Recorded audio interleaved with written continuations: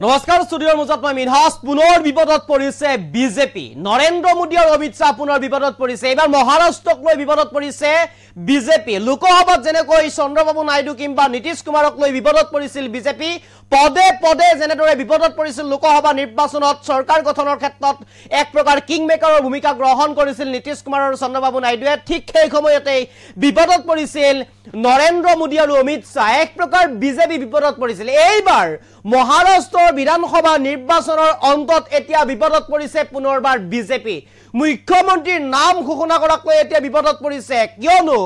একনাথ সিন্ধে শিৱসেনাৰ মুখ্য একনাথ সিন্ধে পূৰ্বতে আছিল মুখ্যমন্ত্ৰী মহাৰাষ্ট্ৰৰ কিন্তু এইবাৰ বিজেপিৰ ফালৰ পৰা অত্যাধিক আসন লাভ কৰাৰ পিছতে এতিয়া মুখ্যমন্ত্ৰীৰ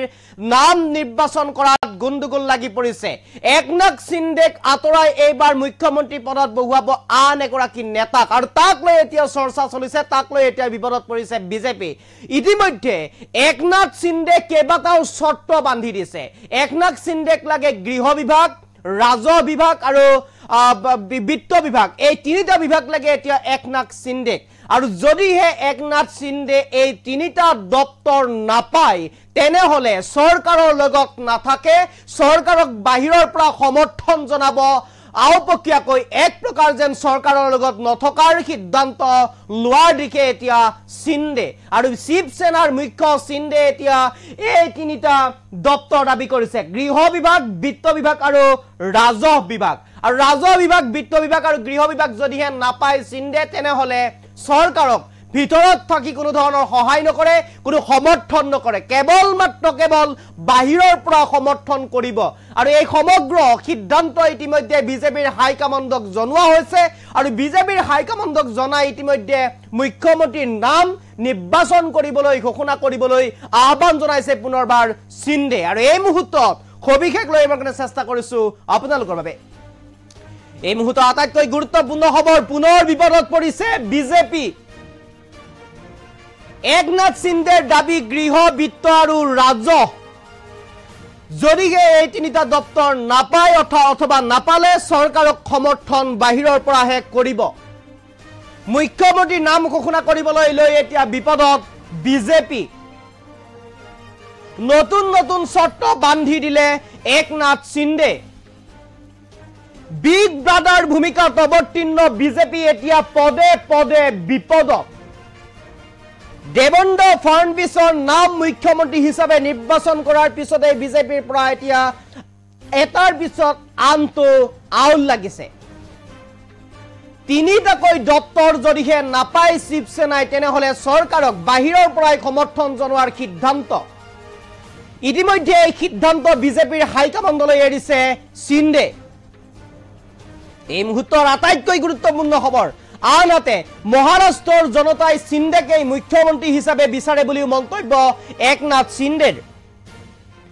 সিন্ধে সকলো শৰ্ত দি মুখ্যমন্ত্ৰীৰ নাম ঘোষণাৰ দায়িত্ব ঠেলিলে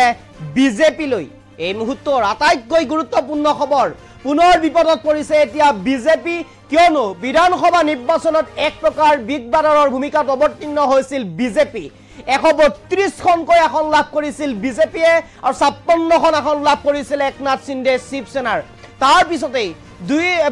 মেজিক নম্বৰ আছিল 145খন আৰু সেই 145 মেজিক নম্বৰ থকাৰ পিছত 132খন আসন লাভ কৰিছিল চৰকাৰ গঠনৰ ক্ষেত্ৰত এতিয়া সিন্ধেৰ সহায় নহলে চৰকাৰ গঠন কৰিব নোৱাৰে বিজেপিয়ে তেনেকুৱা এটা প্ৰেক্ষাপটত এনেদৰে এতিয়া একনাথ সিন্ধেৰ যি সিদ্ধান্ত এই সিদ্ধান্তত এতিয়া অটল আছে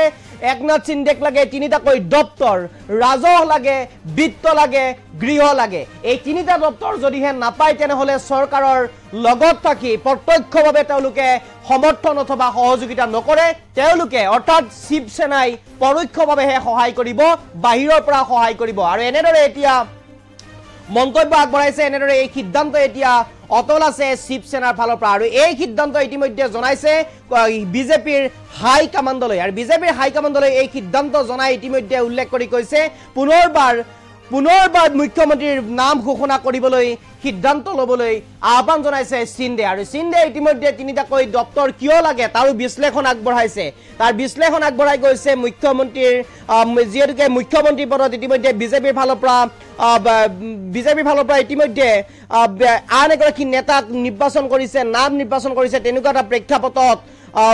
প্ৰেক্ষাপটত এতিয়া সিন্ধে এই ক্ষেত্ৰত আউল লগাইছে দেৱেন্দ্ৰ ফাড়নবিছৰ নাম মুখ্যমন্ত্ৰী হিচাপে নিৰ্বাচন কৰাৰ পিছতে এটাৰ পিছত আনটো আউল লাগিছে এতিয়া বিজেপিত তিনিটাকৈ দপ্তৰ যদিহে নাপায় শিৱসেনাই চৰকাৰক বাহিৰৰ পৰা সমৰ্থন জনোৱাৰ সিদ্ধান্ত গ্ৰহণ কৰিছে আৰু ইতিমধ্যে এই সিদ্ধান্ত বিজেপি হাইকমাণ্ডলৈ পঠিয়াইছে বা এৰিছে আনহাতে মহাৰাষ্ট্ৰৰ জনতাই সিন্ধেকে মুখ্যমন্ত্ৰী হিচাপে বিচাৰে বুলিও মন্তব্য কৰিছে সিন্ধে সকলো চৰ্ত দি মুখ্যমন্ত্ৰীৰ নাম ঘোষণাৰ দায়িত্ব ঠেলিলে পুনৰবাৰ বিজেপি হাইকমাণ্ডলৈ আৰু যাৰ বাবে এতিয়া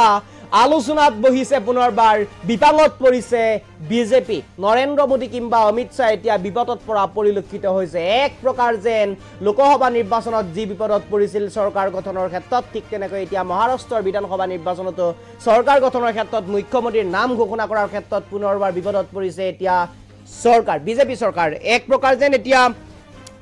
মুখ্যমন্ত্ৰীৰ নাম ঘোষণা কৰাক লৈ মহাৰাষ্ট্ৰৰ মুখ্যমন্ত্ৰীৰ নাম যেন এতিয়া বিজেপিৰ বাবে অধিক কঠিন হৈ পৰিছে আৰু এক প্ৰকাৰ যেন এতিয়া একনাথ সিন্ধে তিনিটাকৈ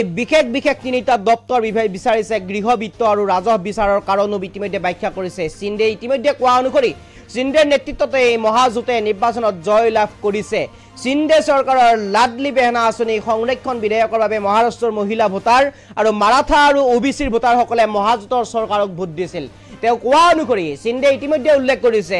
লাডলি বেহনাৰ যি আঁচনি গ্ৰহণ কৰিছিল সিন্ধে লাডলি বেহনাৰ আঁচনি যি গ্ৰহণ কৰিছিল মাৰাঠাসকলক লৈ যি সংৰক্ষণৰ ব্যৱস্থা আছিল ওবিচি ভোটাৰসকলক লৈ যি ব্যৱস্থা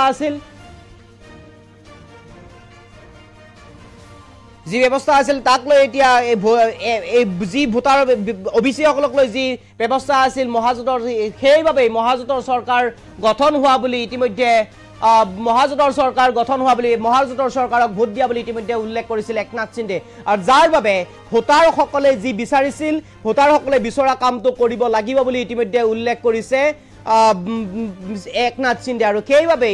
ভোটাৰসকলক কোনো ধৰণৰ ভুল বাৰ্তা যদি যাব নালাগে ভোটাৰসকললৈ তাৰ প্ৰতি লক্ষ্য ৰাখি ইতিমধ্যে একনাথ সিন্ধে এই কথা ব্যাখ্যা কৰিছে আৰু সিন্ধে দাবী অনুসৰি আভ্যন্তৰীণ সমীক্ষা অনুসৰি মহাৰাষ্ট্ৰৰ জনতাকেই সিন্ধেকে মুখ্যমন্ত্ৰী হিচাপে বিচাৰে